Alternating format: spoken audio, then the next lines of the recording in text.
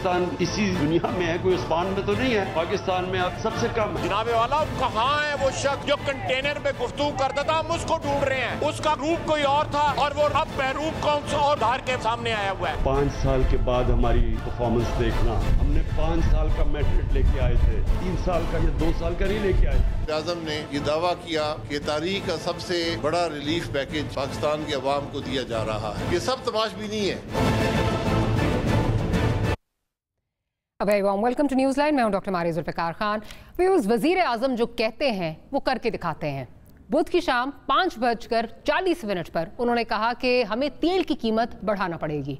जुमेरात और जुमे की दरमियानी शब ठीक 30 घंटे और 20 मिनट बाद तेल की कीमत को वज़ीर आज़म के हुक्म की तीली सुलगा दी गई। पेट्रोल 8 रुपये 3 पैसे जबकि हाई स्पीड डीजल 8 रुपये 14 पैसे इजाफे के बाद अवाम की जेब और खून दोनों जला रहे हैं। लेकिन क्या करें, हुकूमत मजबूर है। लेकिन हमारे वज़ीर आज़म को अवाम का दर्द बहुत है, इसीलिए उन्होंने पेट्रोल बढ़ाने की तकलीफ और अवामी रिलीफ का एक साथ ऐलान किया है। रिलीफ पर आने से पहले पीएम साहब ने बताया कि पड़ोसियों के यहाँ तेल हमसे भी महंगा है और है हमारे यहाँ तो कुछ नहीं। क्या फरमाया उन्होंने, जरा सुन लेते हैं।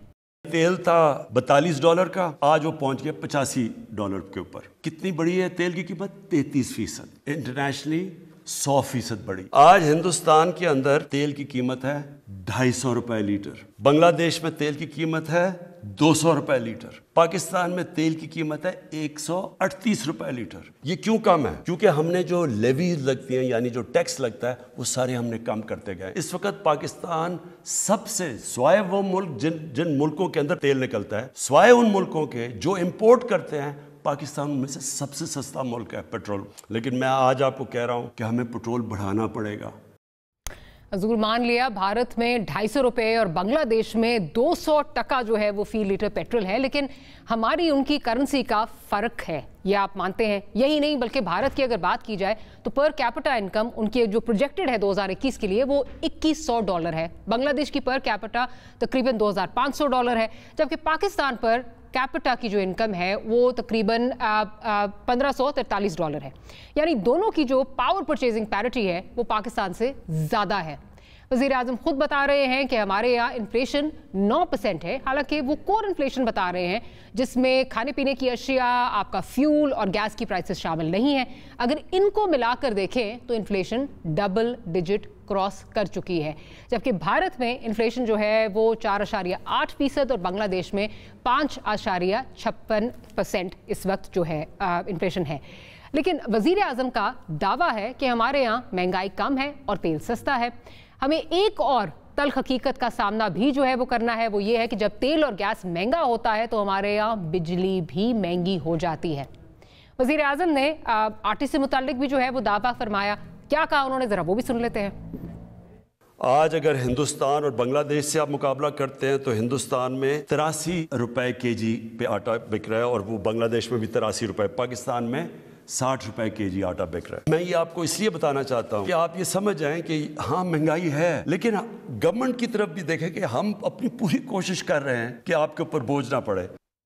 अच्छा, अब ये बात भी बड़ी इंटरेस्टिंग है क्योंकि ये भी हकाइक के मुनाफी है, क्योंकि आटा, जी हाँ, गंदम वाला आटा जो इंसानों के खाने के लिए है वो 80 से 85 रुपए मिल रहा है, जबकि हुकूमती कीमत पर जो मैसर आटा है वो क्वालिटी में इतना ख़राब है कि अल-अमान अल-हफीज़। मान लिया कुकिंग ऑयल की कीमत बढ़ाने के असबाब आलमी हैं, लेकिन चीनी का जिक्र करना वज़ीर आज़म ने भी पसंद नहीं किया। हालांकि चीनी माफिया की कमर तोड़ने का वादा किया था, तभी तो आज चीनी 150 रुपये किलो मिल रही है। मार्केट में अगर जो बात की जाए, जो ये कहते हैं कि जी हमने हुकूमत से बात करें तो हुकूमत कहती है जी हमने 90 रुपये किलो जो है वो चीनी दी है, लेकिन 90 रुपये जो चीनी है, 90 रुपये मिलने वाली जो चीनी है उसको गाहक लेने को तैयार नहीं, क्योंकि उस चीनी में मिठास नहीं। शायद इसीलिए अवाम में हुकूमत के खिलाफ भड़ास है। फिलहाल हुकूमत ने अवामी भड़ास का भी जो है वो तोड़ निकाल दिया है। 120 बिलियन रुपए से 13 करोड़ अफराद को राशन पर रिलीफ जो है वो मिलेगा, लेकिन क्या करें, लोग तो कैलकुलेटर लिए बैठे हैं हुकूमती कामों में कीड़े निकालने के लिए। अब ये 120 अरब रुपए 13 करोड़ अवाम पर अगर तकसीम करें तो तकरीबन 150 रुपये माहाना और 5.13 रुपये रोज़ाना का हिस्सा आता है, जिसमें अगर देखा जाए तो हुकूमती दावे कि ये रिलीफ है ये कहाँ गया, ये नज़र नहीं आ रहा। इस वक्त जो सिचुएशन नज़र आ रही है वो यही है कि इस वक्त जो कीमतें हैं वो किस तरह तेज़ी से बदल रही हैं, तो ये जो पैकेज है ये किस हद तक जो है ये मौसर होगा, इस पर बात करेंगे। अली परवेज़ मलिक साहब हमारे साथ मौजूद हैं, पाकिस्तान मुस्लिम लीग नवाज से आपका ताल्लुक है, सदाकत अली अब्बासी साहब हमें ज्वाइन कर रहे हैं, पाकिस्तान तहरीक इंसाफ से आपका ताल्लुक है, और बहरामंद तंगी साहब भी हमें ज्वाइन कर रहे हैं, पाकिस्तान पीपल्स पार्टी से आपका ताल्लुक है। तीनों मेहमानों की बहुत शुक्रगुजार हूँ।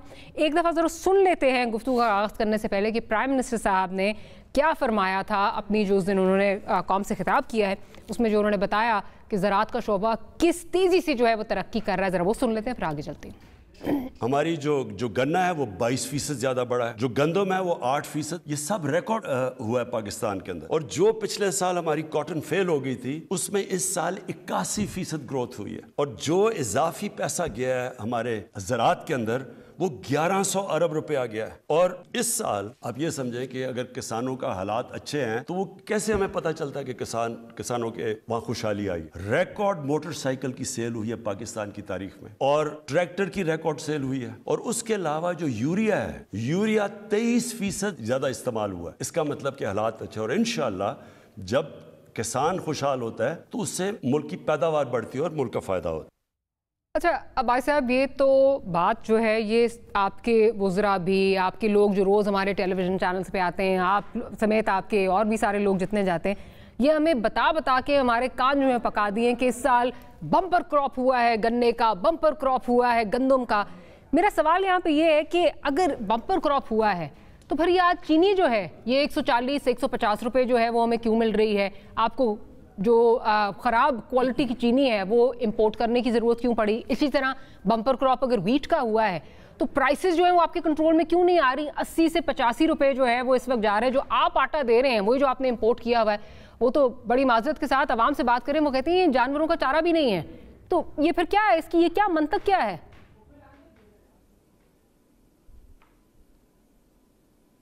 डॉक्टर मारिया, बहुत शुक्रिया। आपके सवाल का पहला हिस्सा ये कि गन्ने की बम्पर क्रॉप हुई है, फिर चीनी क्यों महंगी हुई है। तो गन्ने की जो क्रॉप हुई है उसकी क्रशिंग होगी, उससे चीनी बनेगी, और क्रशिंग 15 नवंबर को शुरू हो रही है, और उसके बाद सीज़न आ जाएगा और चीनी सस्ती होगी। ये मैं मतलब आपको यकीन दिला सकता हूँ कि ये इंशाल्लाह 100 रुपये से भी कम आएगी। इस वक्त ये सीज़न का एंड है और स्टॉक्स कम हो रहे हैं, और इसमें बिल्कुल ज़ख़ीरा अंदोज़ी भी है। और आज वज़ीर आज़म ने जिक्र भी किया कि जो हमने ये जो ज़ख़ीरा अंदोज़ थे चीनी के, इनको जो इन्होंने कानून बनाया था वो अदालतों में स्टे हुआ है, लिहाजा हम इनके ख़िलाफ़ उस कानून के तहत नहीं उनको पकड़ सकते या उनको सज़ा दे सकते।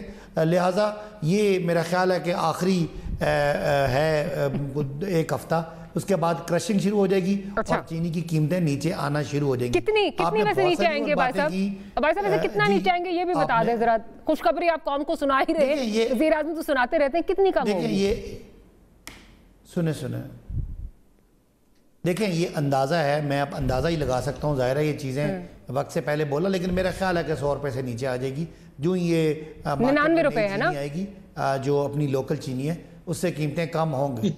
नहीं, कीमतें 100 रुपये से कम हो जाएगी। मतलब मैं ये कह रहा हूँ आप कह रही हैं 140 रुपये या 150 रुपये है, तो वाकई पिछले तो 2-3 नहीं ठीक है, मैं कह रहा हूँ नहीं 99-100 से कम है, लेकिन आप इसको सीरियस लेना। मैं ये कह रहा हूँ आज अगर 140 और 40 से कम होती है ये तो बात। दूसरा जो आपने सवाल का, अच्छा हम दूसरा को मेरे फैक्ट्स जाने देना। दूसरी बात ये कि जो आप कह रहे हैं कि जी आपने कोई उसकी सब्सिडी का कोई हिसाब लगाया, 202 करोड़ खानदानों को सब्सिडी मिल रही है। जी। और वह सब्सिडी मिलेगी आटे पे, दालों पे और घी पे, और ये 30% तक सब्सिडी है। और पाकिस्तान में एक एवरेज ख़ानदान की जो ख़ासकर कम इनकम वाला ग्रुप है, जो नीचे वाले 60% लोग हैं, उनका तकरीबन 45% अपने बजट का वो फूड पे खर्च होता है। अगर आप देखें कि घी मिसाल के तौर पे अगर 350 से 400 रुपये किलो है, अगर 400 रुपये से 30 रुपये अगर 30% कम करें तो ये 120 रुपये कम होते हैं। तो इसका बड़ा इम्पैक्ट पड़ेगा। ये वाकई तारीखी है। और ये इससे पहले ये जो मुस्लिम लीग और पीपल्स पार्टी वाले देते थे, इनका तो सब्सिडी ये खुद ही खाते थे। तो ये सब्सिडी पहली दफ़ा एक साइंटिफिक तरीके से दी जा रही है, जो सिर्फ पाकिस्तान का वो मैं इस पे भी आती हूँ। मैं सब्सिडी को आगे जाके जो है डिस्कस करेंगे। अगर मुझे सिर्फ ये बता दीजिए, अगेन आपने क्रशिंग सीजन का मुझे बता दिया कि क्रशिंग सीजन होगा। वैसे तो ये मेरा ख्याल दूसरा सीजन हम ये सुनते आ रहे हैं कि चीनी कम होगी, वो नहीं हो रहा। ये गंदम का क्या है? बम्पर क्रॉप तो शायद व्हीट का भी हुआ है। 15 नवंबर। अच्छा 15, वो भी अच्छा। वो कितनी कम जाएगी बात साहब इस वक्त? क्योंकि जो आपने दिया लोग, मैं don't take my word for it, don't take. इस वक्त जो अवाम है वो बात कर रहे हैं कि जो आप आटा दे रहे हैं मार्केट में वो तो लगता है चारा है। नहीं, ये देखिए ना, ये थोड़ी सी मेरा ख्याल है कि मेरा पॉइंट ऑफ व्यू है, आप उस पर एग्री करें कि ना करें, एग्जैजरेटेड बात है। हुकूमत दो तरह के आटा है, एक हुकूमत जिसकी कीमत तय करती है और जिसमें हुकूमत मिलों को गंदम खुद देती है, उसकी तो कीमत हुकूमत कंट्रोल करती है।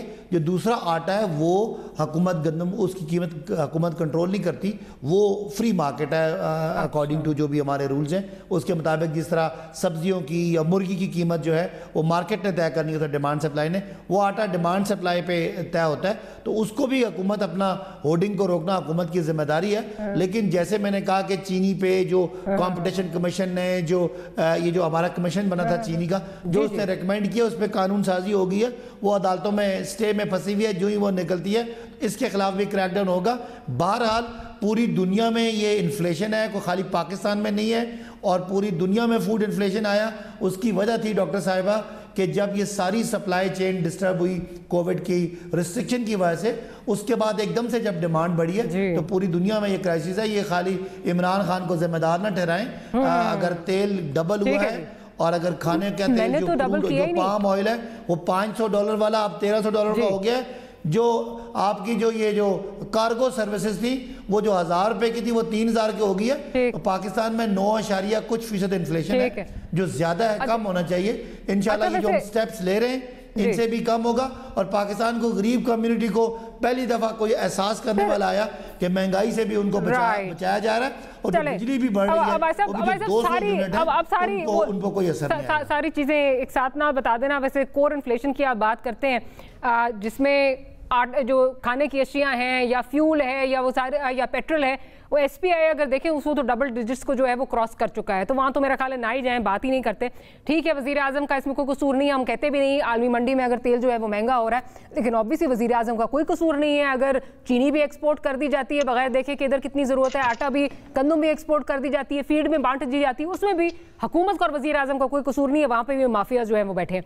मैं जरा अली परवेज मलिक साहब की तरफ चलती हूं। 9 रुपए के आ गया है, और जो मुस्लिम लीग नून के दौर में जो सेल्स टैक्स 17% था वो अब 1.4% हो गया। हुकूमत यही कर सकती है अपना उसमें से जो भी टैक्स जो ये पुराने दौर में। देखिए मैं तो बात ही नहीं कर रही, मैंने तो इसलिए तेल पे बात ही नहीं की। मैं तो कह रही हूँ तेल में तो आपको कोई कसूर ही नहीं है। आप जरा सार्कास्टिक वे में बात कर रही है ना। सर मैंने तेल का कहा, आपको कोई कसूर नहीं है, आलमी मंडी का है वो एक और फिनोमेना है। मैंने तो एक्सपोर्ट की बात की, इस पे आप आना नहीं चाहते, मैं लेके भी नहीं आती आपको। आटे घी में भी हमारा कोई कसूर नहीं है सर, मैं तो कह रही हूँ घी और तेल में आपका कोई कसूर नहीं है, लेकिन एक्सपोर्ट करने में वो पता नहीं किसका कसूर है, वो पता नहीं किसने वो ऑर्डर्स दे दिए। मैं जरा अली परवेज मलिक साहब की तरफ चलती हूँ। अली साहब, अवाम पूछते हैं कि PM साहब जब नोटिस लेते हैं तो प्राइसेस जो हैं वो ऊपर चली जाती हैं, इसी तरह ऑपोजिशन जब एहतजाज करती है बजाय इसकी कि प्राइसेस नीचे आए, वो भी रिकॉर्ड महंगाई जो है वो हो गई है। ये कोई अवाम पूछ रहे हैं, कोई मुकमुका तो नहीं है आप दोनों का आपस में? बिस्मिल्लाहिर्रहमानिर्रहीम। बहुत शुक्रिया डॉक्टर साहिबा, आपने आज अपने प्रोग्राम में मौका दिया।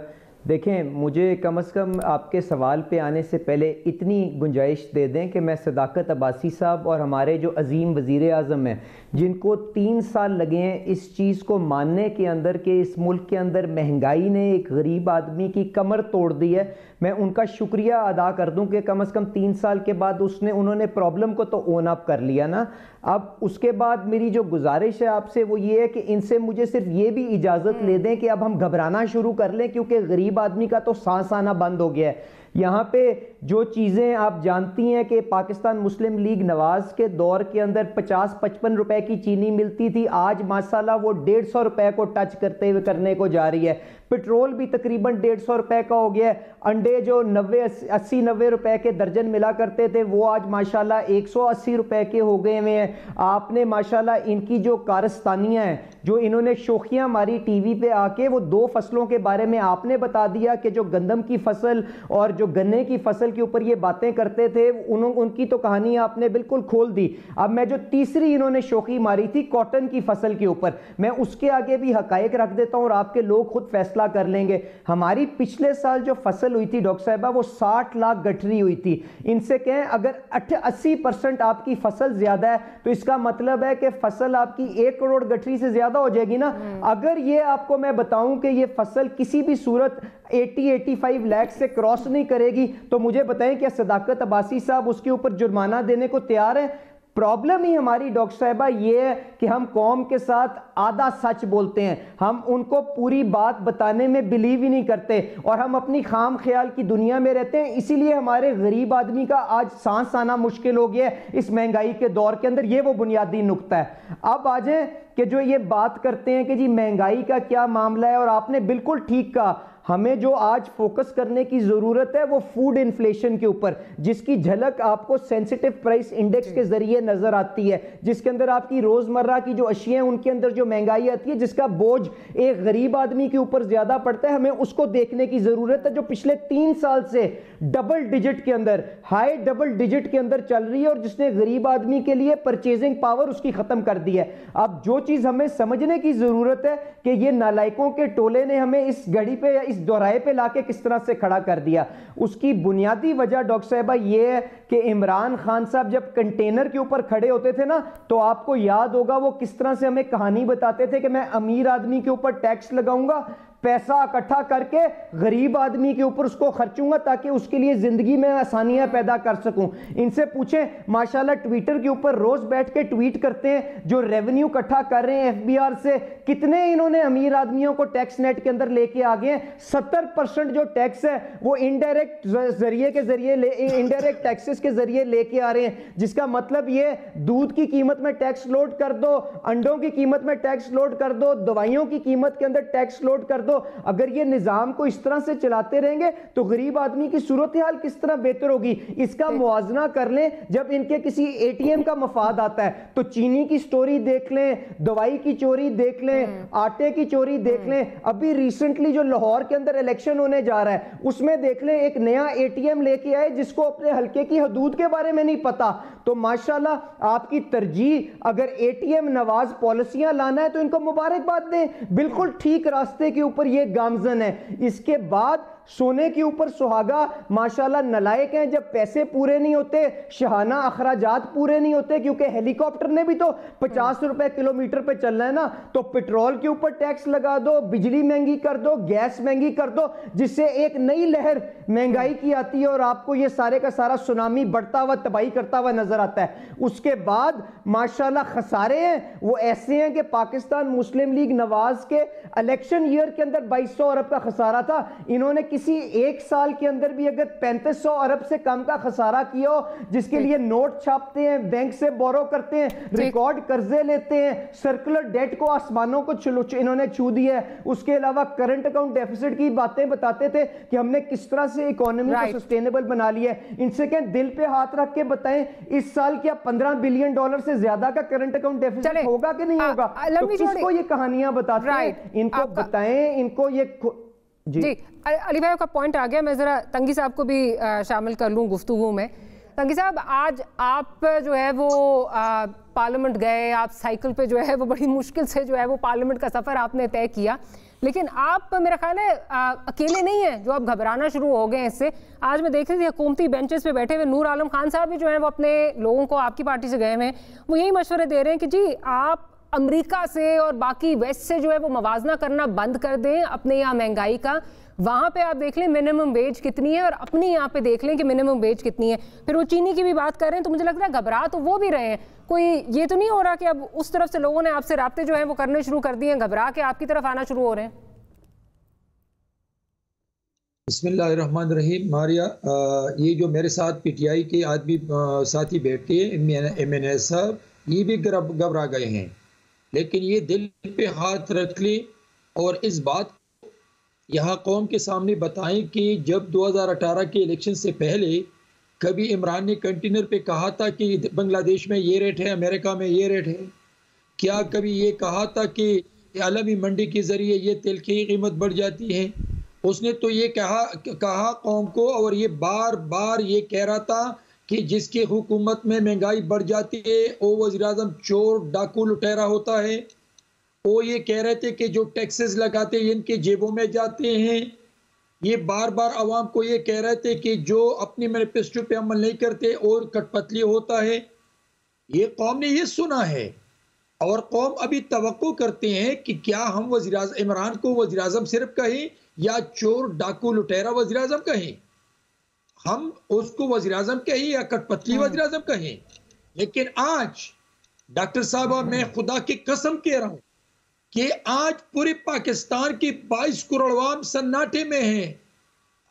ये एक बाजार में खवातीन रोती हैं, बददुआएं देती हैं। तो मैं ये सोच रहा था कि पीटीआई कोई बंदा टॉक शो पे आज नहीं आएगा, इसलिए कि आज पाकिस्तान की 22 करोड़ अवाम के साथ रात के अंधेरे में सेलेक्टेड साहब ने जो बम गिराया, जो चीनी को 150 तक और पेट्रोल को 145 तक पहुंचा दिया, तो मैं समझता हूं कि आज लोग बददुआएं देते हैं। मैं गांव का बंदा हूं डॉक्टर साहिबा, बिलीव मी, मैं तंगी गांव का एक गुलाबाद मेरे वाले साहब के नाम पे गांव है, मैं उसमें रहता हूं। यहाँ पे हम अवाम के साथ बैठते हैं, उठते हैं, सुनते हैं। खवातीन आके रोती हैं, सफेदपोश लोग अपने बच्चों को इज्जत के साथ रोटी नहीं देते हैं, इसलिए कि वो ना हाथ पिला सकते हैं ना मजदूरी कर सकते हैं। जो क्लास 4 और जो क्लर्क्स लोग हैं वो अपने बच्चों को 10 तारीख तक वो सैलरी खत्म होती है, वो उधार पे अपने महीना गुजारते हैं। और फिर मेरे भाई आते हैं, कभी गंदम की बात करते हैं, कभी गन्ने की बात करते हैं, कभी कॉटन की बात करते हैं। तो अगर गंदम है तो फिर ये मुझे बताएं कि 150 पे क्यों आज चीनी है। अगर आप गंदम की बात करते, पाकिस्तान पीपल्स पार्टी ने एक्सपोर्ट मुल्क बनाया था गंदम का, लेकिन ये पॉलिटिकल विजन होता है डॉक्टर साहबा, ये विल होता है। पार्लियामान के अपोजिशन को ऑन बोर्ड लेने की बात होती है, और तब ये पार्लियामान मजबूत होता है जब प्राइम मिनिस्टर अपोजिशन लीडर को, बाकी अपोजिशन जमातों को साथ मिला के मुल्क को मुश्किलात से निकालने का सोचता है। अभी तक इसको पता नहीं है कि मैं जिम्मेदार हूं। वो कह रहे कि मुझे तो मईशत का पता नहीं है, वो कह रहे कि मेरे पास तो टीम ही नहीं है। फिर आप बार बार 22 साल के जिक्र क्यों करते हैं कि मेरे पास टीम है, मैंने 22 साल तैयारी की है। तो आपने तो बड़ा कर किया। और आज तो मैं समझता हूं, मैंने अपील की थी आज सुबह जब मैं सेकल पे पहुंचा, ये मेरा एक मैसेज था कि मैंने अपील की पाकिस्तान की आवाम को कि निकलो इस कठपुतली प्राइम मिनिस्टर के खिलाफ। और जब तक हम नहीं निकलते हैं तो मैं समझता हूं कि ये पाकिस्तान के मुस्तकबिल को दांव लगाने वाला है, पाकिस्तान के मुस्तकबिल के साथ खेलते हैं।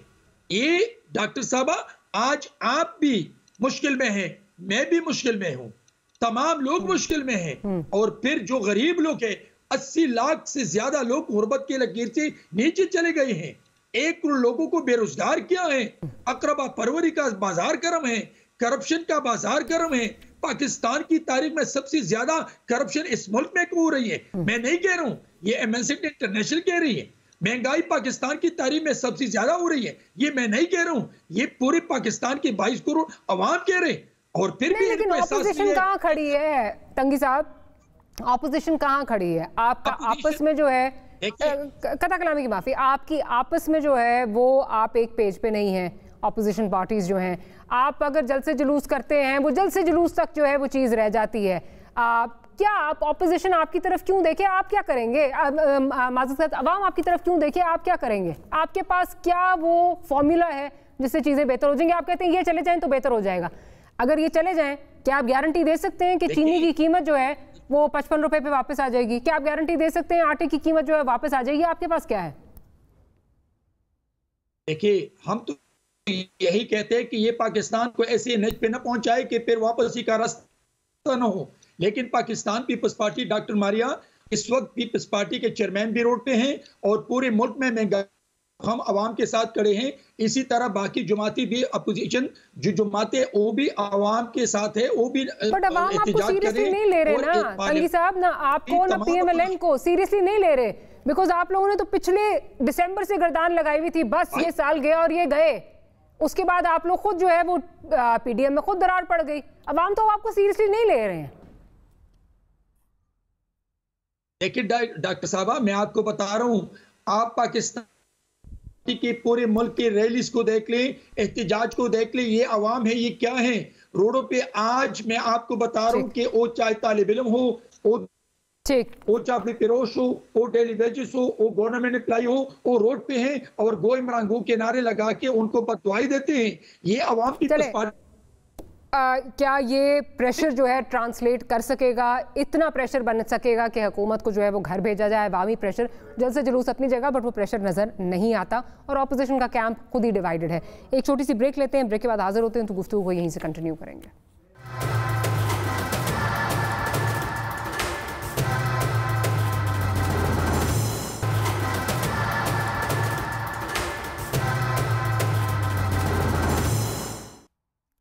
Welcome back after the break. Break में जाने से पहले बात हो रही थी महंगाई का जो तूफान आया है, तो उसका हमने आपको बताया तोड़ जो प्राइम मिनिस्टर साहब ने निकाला है वो ये है कि जी रिलीफ पैकेज 120 बिलियन रुपए का जो है वो रिलीफ पैकेज दिया है, जो कि 6 महीने के लिए जो है वो वैलिड होगा।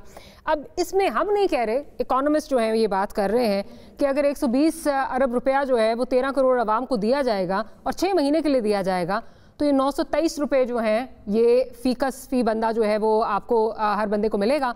और अगर 1 महीने, ये 6 महीने का है, और अगर 1 महीने का देखें तो तकरीबन 150 रुपया हर इंसान को जो है, हर पाकिस्तानी को 13 करोड़ जो हैं राशन की फॉर्म में जो है ये मिलेगा। अब ऐसे ये किस तरह ट्रांसलेट करेगा महंगाई मिटाने में, महंगाई कम करने में? ये हम बात नहीं पूछ रहे, तो इकोनॉमिस्ट भी यही पूछ रहे हैं। देखिए, पता नहीं किस इकोनॉमिस्ट ने ये बेतुकी सी बात की है। मैं आपको सलीम साहब हैं, आपके साथ हुआ करते थे, साहब बताता हूँ कि मिसाल के तौर पे नहीं चले वो हमारे दोस्त हैं, मेरा ख्याल था आपने किसी और का हवाला दिया। देखिए 400 रुपये किलो मिसाल के तौर पे अगर आपके पास घी है, मैं आपको समझाता हूँ, घी है 400 रुपये किलो, अगर उसका 30% निकालें तो 120 रुपये बनते हैं। अगर 400 रुपये वाला घी 280 रुपये किलो मिले तो कौन बेवकूफ ये कहेगा? अच्छा ये बताइए, मुझे बताइए, माफी, ये बताइए कहाँ मिलेगा? अब भाई साहब ये कौन से डेजिग्नेटेड स्टोर्स हैं, कोई कार्ड मिलेगा, कहाँ होगा? क्योंकि अब तो आपने देखा ना यूटिलिटी स्टोर्स पे भी आप जाएं तो चीनी तो मिलती नहीं है पहले। नहीं, अच्छा मुझे डॉक्टर साहब जी पहले सवाल का जवाब सुन लें। अगर आटा मिसाल के तौर पे 1200 रुपये का तोड़ा है और 1200 रुपये का 30% निकालें तो 360 रुपये उसके कम हो जाएंगे। तो 360 रुपये का वो आटा जो है वो 800 रुपये का अगर मिलेगा तो कौन बेवकूफ़ कहता है कि 1200 रुपये का आटा 800 रुपये का दें तो इसमें फ़ायदा नहीं है? वो जो भी फॉर्मूले लगा रहा है 2 करोड़ खानदानों को उसने 13 करोड़ लोगों में, मैंने तो बताया वो बेवकूफ़ जिसको आप कह रहे हैं, मैं तो नहीं कह रही, आप कह रहे हैं, फारूक सलीम साहब हैं, तो आपके साथी थे, आपने अपने पॉइंट दिया था। दालें अगर 200 रुपये किलो दाल का 60 रुपया पर किलो उसको सस्ता मिलेगा तो कौन बेवकूफ़ कहता कि इसका फ़ायदा नहीं है? पहले सवाल का जवाब ये है। अब दूसरा सवाल ये है डॉक्टर साहबा, ये कोई मुस्लिम लीग नून और पीपल्स पार्टी की हुकूमत तो नहीं है कि जो सब्सिडी देगी और बेनजीर इनकम सपोर्ट स्कीम सब अपने रिश्तेदारों में बांट देगी? या चीनी पे सब्सिडी देंगे और चीनी माफिया ले जाएगा की जो पीटीआई की तरह। मुझे जवाब सुनने देना, आप इस तरह तो ना करें। सॉरी को बोलने देती हैं, आई एम सॉरी, आप बोले सुने ना, मैं ये सीरियस बात कर रहा हूँ, सीरियस बात कर रहा हूँ। ये हमारी सब्सिडी है, इससे पाकिस्तान की जो ऊपर की अमीर आबादी है, जो तकरीबन 10 करोड़ लोग हैं, उनको इससे कुछ नहीं मिलेगा। जो गरीब तरीन आबादी है उनको मिलेगा। लिहाजा ये भी एक इमरान खान की स्मार्टनेस है कि ब्लैंकेट सब्सिडी की बजाय टारगेटेड सब्सिडी। अब ये मिलेगा कैसे? ऐसे मिलेगा, पाकिस्तान में 7 लाख किराना स्टोर जो है उनको रजिस्टर किया जाएगा एक मोबाइल ऐप के ज़रिए। वो उसके मेंबर बन जाएंगे। जो आदमी आएगा उसका वो आईडी कार्ड डालेंगे, उसको रिलीफ मिलेगा, साथ ही उस दुकानदार के अकाउंट में पैसे आ जाएंगे।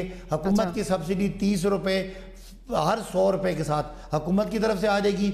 और सिर्फ वो डेजिग्नेटेड लोग, ये सोचें ये पाकिस्तान है और ये वो पाकिस्तान है जिसको नवाज शरीफ साहब और जरदारी साहब ने रूल किया। कितना साइंटिफिक हो जाएगा। और ये कब मिलेगा डॉक्टर मारिया? 8 नवंबर से 14 नवंबर तक इसकी रजिस्ट्रेशन हो जाएगी। लोग अपने मोबाइल के जरिए अपने आप को रजिस्टर करवा देंगे। अच्छा। और जहां जहां मोबाइल नहीं है वहां और सिंध और बलूचिस्तान मान गए ना, सिग्नल नहीं है, सिंध और बलूचिस्तान मान गए, वहां पे भी आपने आयरन आउट कर लिए डिफरेंसेस।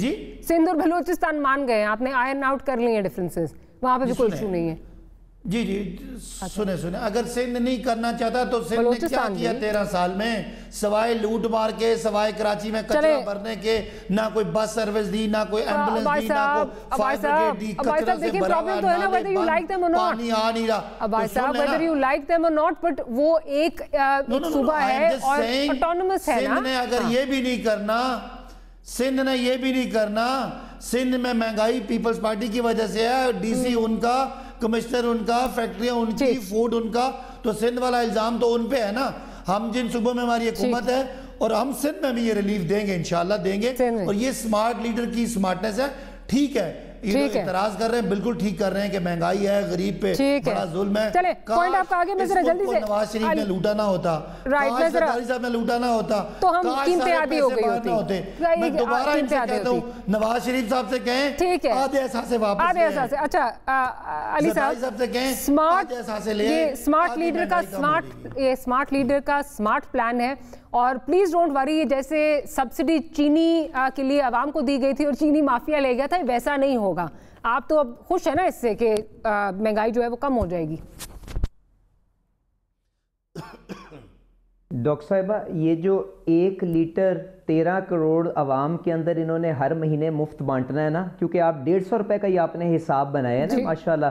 ये अलिफ लैला की कहानी तो अपनी जगह, मेरा जो खदशा है वो तो ये है कि जिस तरह से इन्होंने 1 करोड़ नौकरियां देनी थी, 50 लाख घर देने थे और उसके एवज 2 करोड़ लोगों को गुर्बत की लाइन के नीचे धकेल दिया। मेरा तो खदशा ये है कि माशाल्लाह ये जो इन्होंने पैसे और हमें अलिफ लैला की कहानी सुनाई है, इसके ऊपर भी इनको वही प्रोग्रेस होएगी जो इनकी माशाल्लाह 3 साल के अंदर हमने हर शोबे के अंदर देखी। कराची की तो तकलीफ का इनको कितना एहसास है। इनको कहें जरा लाहौर में आके जो गली गली मोहल्ले मोहल्ले कूड़ा कचरा पड़ा हुआ है उसको भी तो जरा एक नजर आके देख ले।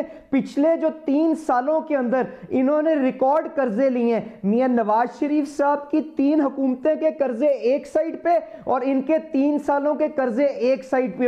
एक जगह पे किसी जगह इन्होंने कोई तरक्याती काम किया हो तो मुझे आके दिखा दें। उसके बाद भी यहां पे ये बैठ के किसी और की खामियों की निशानदेही करेंगे। अपने किरदार को तो देखें ना, वसीम अकरम प्लस ने यहां पे लाहौर की शक्ल किस तरह से बिगाड़ दी है। यहां पे आज डेंगू के जो मरीज हैं हर दूसरे घर के अंदर पड़े हुए हैं। कोरोना की वबा के साथ चंदे की वैक्सीन के अलावा जब तक हम उठे तो 28,000 कीमतें जाने हम गवा चुके हुए थे। हमें आके स्मार्ट लॉकडाउन, हैंडसम लॉकडाउन और पता नहीं कौन से लॉकडाउन की इफादियत बताते रहे। खुदा के लिए इनको कहें अपनी जिम्मेदारी का एहसास करें, हर चीज के ऊपर सियासत खेलना बंद करें, लोगों की तकलीफ का एहसास करें। इन्होंने अगर सब्सिडी देनी है तो बताएं उसके पैसे कहां पे रखे हैं। आईएमएफ दूसरी साइड पे कहता है कि पेट्रोल की कीमत में 650 अरब का तुमने टारगेट रखा था, आज तक 50 अरब या 100 अरब इकट्ठा किए, टैक्स लगाओ। हमें यहाँ पे कहानी बता रहे हैं कि हम 150 अरब का जो ब्रेक लेनी है। I am sorry, I have to cut you off, एक छोटी सी ब्रेक लेनी है।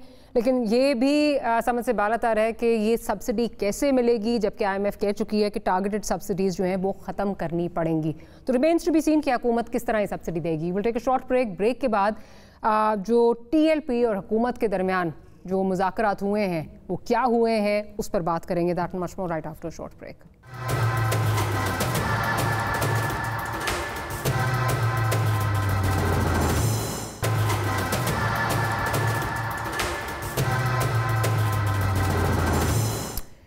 Welcome back after the break. हुकूमत की एक रविश अजीब है, जिस बात पर अड़ जाए समझे उसके उल्ट ही होगा।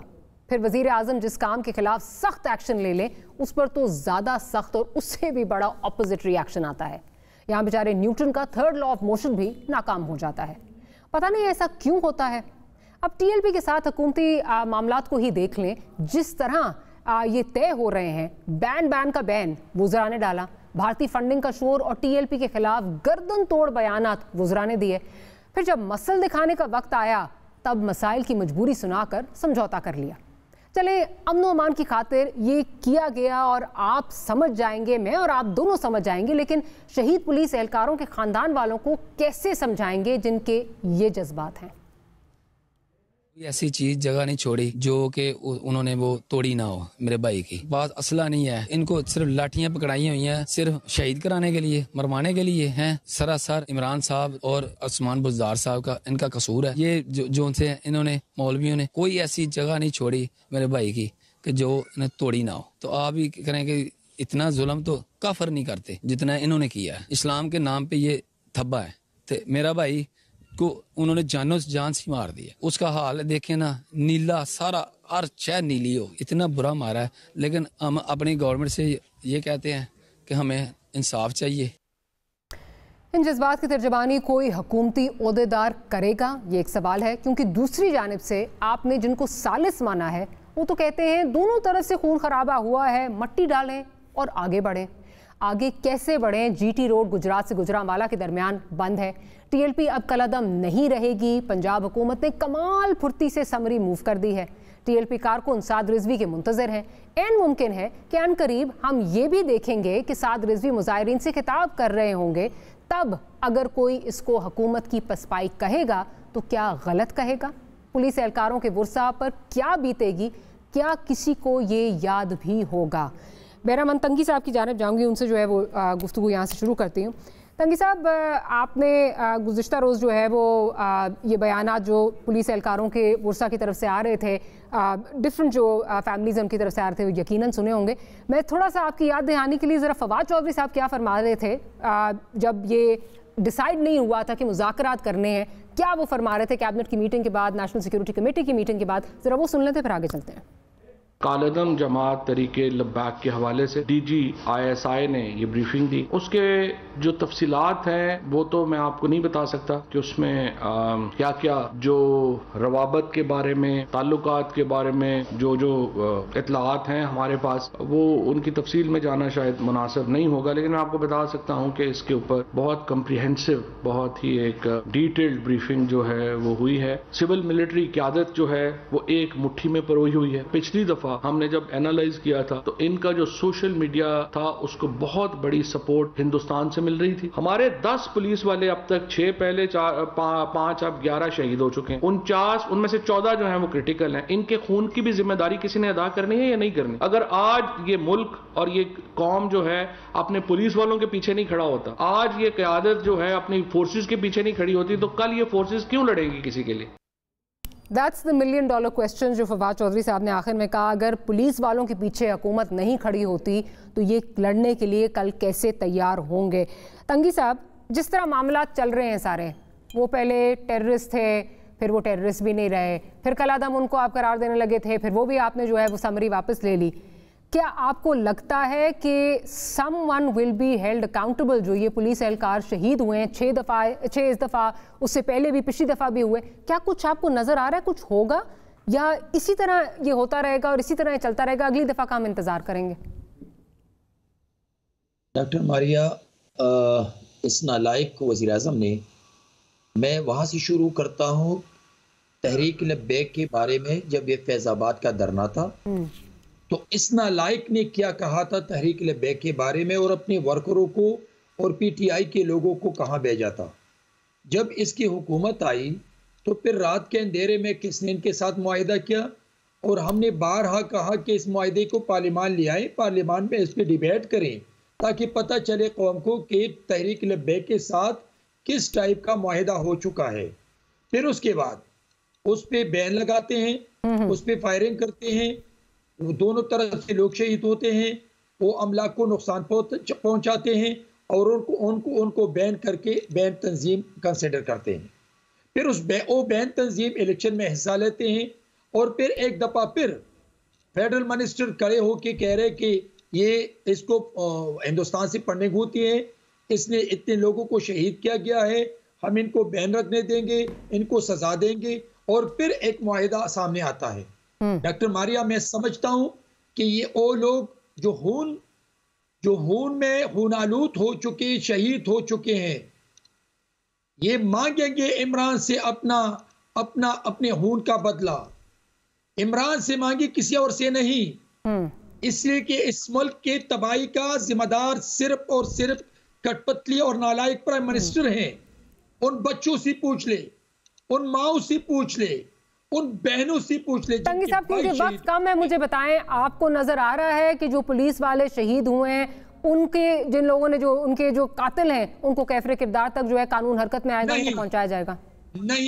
नहीं होगा, हुकूमत में कभी भी नहीं होगा, कभी भी नहीं होगा। ठीक है, मैं जरा भाई साहब की तरफ चलती हूँ। भाई साहब, पहले आपने कहा टेररिस्ट हैं, आपने डिस्ट्रिक्ट इंटेलिजेंस कमेटी ने पंजाब की सुप्रीम कोर्ट में रिपोर्ट भी जमा कराई, भारत से आपने इनके ताने बाने जो है मिलाए, अब वो टेररिस्ट भी नहीं है। अब आप उनको, आपके लोग शायद उनके साथ जो है वो गुलदस्ते भी उनको देंगे जब साद रिजवी साहब रिहा होंगे, साथ ही साथ आप इलेक्टोरल अलायंस की भी बातें जो हैं वो चल रही हैं।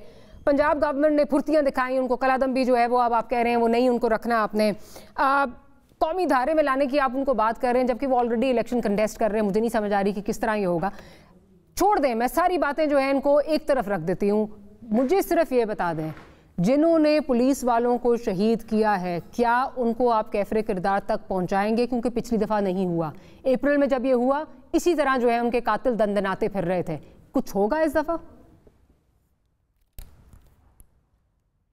अच्छा डॉक्टर माहिरा, आपने बड़ा लंबा चुके इस सवाल किया तो मुझे जवाब देने का मौका दीजिएगा। पहली तो बात ये कि बिल्कुल जो आपने बात की है, बड़ी जो आपने वीडियो दिखाई है बड़ी तकलीफ़ दह वीडियो है और बड़े अफसोस की बात है कि हम इस माशरे में रहते हैं जहां हमारे मुहाफ़िज़ों के साथ ये कुछ हुआ और उसमें जो भी हमारी मजबूरियां हैं वो भी मैं बात करता हूँ। लेकिन पहली बात यह है कि मैं बिल्कुल ये समझता हूँ कि जिन जिन लोगों ने हमारे पुलिस वालों को ज़ख्मी किया या शहीद किया, उनको कोई माफ़ी ना मिलनी चाहिए और ना उनको मिलेगी। ये मेरा ये अपना एतमाद है। लेकिन बहरहाल अब दूसरी बात ये, लेकिन ये आपका इत्मीनान है बहरहाल, इसका मतलब वो बहरहाल से आपने वो गुंजाइश छोड़ दी है कि शायद वो जो कहा जा रहा है जी मिट्टी डालें, आगे चलें, आगे बढ़ें। मैं उस पे अगले हिस्से पे मुझे बात करने दें ना, मुझे दूसरे हिस्से पे बात करने दें। अब ये कि जी वो ठीक है जी, उनको कोई फंडिंग भी आ रही है और वो ज़ाहिर है तंजीम इन्वॉल्व हो सकती है। लेकिन अगर एक जगह पे 6 से 7 हज़ार लोग इकट्ठे हैं जिसमें तंजीम के हो सकता है 100 लोग हों, बाकी आम लोग हैं जो नबी पाक की मोहब्बत के नाम पे जैसे भी आ गए वहाँ पे, आप क्या समझते हैं कि उनके ऊपर पुलिस का क्रैकडाउन करके, रेंजर्स का क्रैकडाउन करके, एक कोलैटरल डैमेज करके एक बंदे का भी खून निकलता है वो पाकिस्तानी है? ये जो खौफ होता है ना, आप कर रहे थे, इसमें कोई रेंजर्स आपने बुलाए थे, खौफ मैंने नहीं बुलाए थे सर, मीडिया ने नहीं बुलाए थे, आपने बुलाए थे ना। सुने ना, खौफ जो है वो इंसानियत का खौफ है। और ये जो आज लोग बातें कर रहे हैं ना, कल अगर खुदा ना खास्ता 2 बंदे शहीद हो जाते इधर के उधर के तो ये उस तरफ हो जाते। तो ये हुकूमत जो बेसिकली आप इसको कह रहे हैं ये मॉब वायलेंस थी, आप उसको आइडेंटिफाई नहीं कर सकते। ऑलमोस्ट 1000 लोग आप छोड़ चुके हैं, तो basically you don't want to take any action. आप इसको मॉब वायलेंस कह के you are going to shove it under the carpet. अगर मेरे मुल्क के 8 लोग शहीद हो चुके हैं तो किसी एक और को शहीद करना मकसद नहीं है। भाई आपने बात कर ली, मैंने आपकी बात सुनी है, मेरी बात पे ना बोले कि अगर 8 बच्चे हमने शहीद कर लिए हैं रियासत के, तो अगर 4 बच्चे और शहीद करके हम किसी बात पे आते हैं तो ये जो मुआहदे होते हैं ये हमेशा माजी में भी हुए हैं और आज भी हुए हैं। और अगर किसी जगह पे आपको लगता है कि मजहबी जज्बात हैं और नबी पाक सल्लल्लाहु अलैहि वसल्लम का नाम कोई लेके ऐसा कर रहा है तो उनके ऊपर क्रैकडाउन बड़ा अच्छा लगता है कि जी हम असूलों पे जाएं और उन लोगों को सीधा जो पुलिस वालों के गुस्सा ये प्रोग्राम देख रहे हैं ना, आप ये सुन लें कि आपको इंसाफ नहीं मिलेगा। आप जो सुन रहे हैं, आप सोच रहे हैं कि आपको इंसाफ मिलेगा या आपके भाई के, आपके वालिद के कातिलों को जो कैफरे किरदार तक पहुंचाया जाएगा, तो वो नहीं होगा। जब वो जख्मी होता है उसकी जान बचाना पहला मकसद होता है। अब भाई साहब आप अपने आप को कॉन्ट्रडिक्ट कर रहे हैं, आप अपने आप को कॉन्ट्रडिक्ट कर रहे हैं, आप अपने आप को कॉन्ट्रडिक्ट कर रहे हैं भाई साहब। उनको बिल कौन दिलाएगा? आपने तो मॉब वायलेंस की बात कर दी। मुझे अपनी बात करने देना, मैं ये बात नहीं कर रहा। क्यों? अगर देखें 7000 लोग हैं तो 7000 लोगों ने तो उनको कत्ल नहीं किया ना, 2 4 6 मॉब वायलेंस हो गई ना, उनको सेग्रीगेट करके कत्ल का मुकदमा उसके खिलाफ होता है जिससे कत्ल किया होता है। इंसाइटमेंट का फिर आप मुकदमा चलाएंगे साद रिजवी पे? इंसाइटमेंट का मुकदमा चलाएंगे? बिल्कुल इंसाइटमेंट भी होनी चाहिए, लेकिन जो होनी चाहिए लेकिन होगी नहीं। पूरे कभी गोली नहीं चलती, पूरे इज्तिमा पे बात होगी ना। भाई साहब इधर खेलें या उधर खेलें? दहशतगर्दों में भी आप कोलैटरल डैमेज बचाते हैं, तो कोलैटरल डैमेज बेसिकली ठीक है, तो बेसिकली ये पुलिस एहलकार जो थे वो सुन ले कि वो कोलैटरल डैमेज हैं, वो कोलैटरल डैमेज हैं। इन द लार्जर इंटरेस्ट वो कोलैटरल डैमेज है। कल तक वो जमात टेररिस्ट थी, आज वो टेररिस्ट नहीं है, उसके कोई ताने बाने नहीं है इस वक्त इंडिया के साथ। अब वो जब अब पुलिस का एक बंदा जो शहीद हुआ, जो मैं जरा अली परवेज साहब की तरफ चलूं। अली परवेज साहब, बच्चों को इंसाफ देना हमारी जिम्मेदारी है। राइट, अभी मुझे तो समझ नहीं आ रही, हमारी जिम्मेदारी है। जी जी, ओके भाई साहब, एक तरफ आप मॉब वायलेंस की बात कर रहे हैं, दूसरी तरफ आप कह रहे हैं कि किस तरह कोलैटरल डैमेज की बात कर रहे हैं। आपके लोग जो हैं, उनको कानून के सामने लेके आना एक अलग बात है। जिस बंदे के खिलाफ जवाब दे दूं जी, एक तरफ इंसाइटमेंट की बात हो रही है, दूसरी तरफ इनके लोग कह रहे हैं कि हम तो गुलदस्ता लेके जाएंगे जब साद रिजवी साहब रिहा होंगे। क्विकली अली साहब। नहीं, ये पता नहीं कौन कह रहा है, ये बात नहीं है। देखिए, इसमें पॉलिटिक्स ना निकालें, इंसानी जानों की बात थी और उसमें मैं ऑपरेशन की जहाँ तक नामूस और हुर्मत की बात है, यहाँ पे मेरा नहीं ख्याल कोई भी मुसलमान ऐसा होगा जो किसी बड़ी से बड़ी कुर्बानी करने से भी दरेग नहीं करेगा। गुजारिश इस तरह से है, 1 मिनट के लिए ये भी सोचें कि ये जो एहतजाज हो रहा था वो हो किस चीज़ पे रहा था, इस मकसद के ऊपर नहीं हो रहा था। वो एहतजाज इसलिए हो रहा था कि वो कह रहे थे कि हमारे साथ आज के नालायक हुक्मरानों ने एक मुआहिदा किया था जिसकी ये पासदारी नहीं करे। तो सबसे पहले तो ये बताएं। I'm afraid I have to close the program। Ali Parvez Malik साहब आपका बहुत शुक्रिया, बहरमन तंगी साहब आपका बहुत शुक्रिया, और भाई साहब आपका बहुत शुक्रिया। लेकिन वंस अगेन ये बताते हुए बहुत अफसोस भी हो रहा है कि हुकूमत का जो इस वक्त लबो लहजा है और जो उनका इस वक्त इस मामले को जिस तरह लेके वो उसको डील कर रहे हैं, उससे लगता नहीं है कि पुलिस एहलकारों के जो ख़ानदान हैं उनको इंसाफ मिलेगा। Will see you tomorrow. Good night and अल्लाह हाफिज़।